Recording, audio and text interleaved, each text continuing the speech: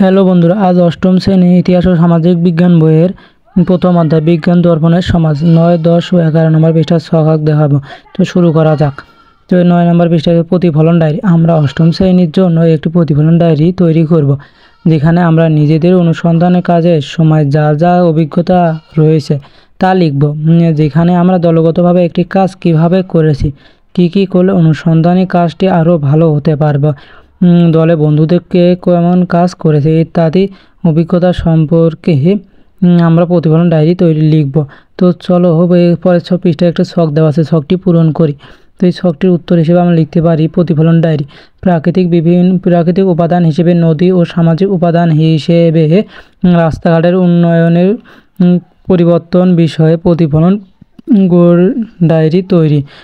আমরা 5 জন সদস্য মিলে একটি দলগত গঠন করেছিলাম।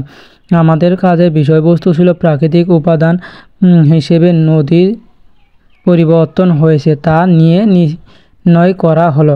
অনুসন্ধানে কাজ করতে গিয়ে আমরা কয়েকটি সমস্যার সম্মুখীন হয়েছিলাম, যেখানে সাক্ষাৎকারদাতা হঠাৎ অসুস্থ হয়ে পড়েন। ফলে আমরা সাক্ষাৎকার গ্রহণের দেরিতে শুরু করে আমরা প্রাপ্ত তথ্য সমূহে বিশেষ করে দেখেছি। এলাকার বেশিরভাগ মানুষ মনে করেন আগের চেয়ে নদীর গতিপথ পরিবর্তন হয়েছে, রাস্তাঘাট পরিবর্তন হয়েছে এবং রাস্তাঘাটের প্রভৃতি উন্নয়নের সার্বিক ঘটেছে। তো এইভাবে আমরা এই ছকটি পূরণ করতে পারি। তো পরের পৃষ্ঠাতে রয়েছে একটি ফুল দেখা যাচ্ছে। আমরা এখন আমাদের অনুসন্ধানের কাজটি মৌলিক উপাদান উপস্থাপন করব।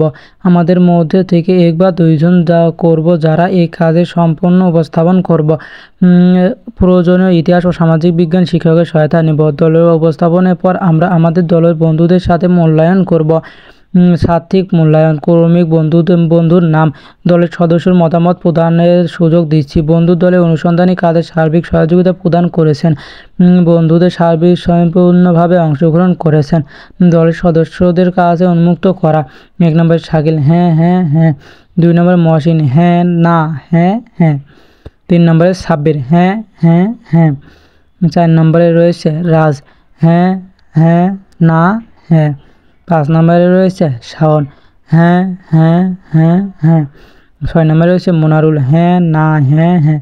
তো এইভাবে আমরা এই ছকগুলো পূরণ করতে পারি। তো আমাদের চ্যানেল নতুন হয়ে থাকলে চ্যানেলটিকে সাবস্ক্রাইব করবেন, পেজ হলে পেজটি ফলো করবেন এবং ভিডিওটি কেমন লাগলো তা লাইক কমেন্ট করে বলবেন এবং কোন বিষয়ে ভিডিও চান তা একটু বলে যাবেন। ধন্যবাদ।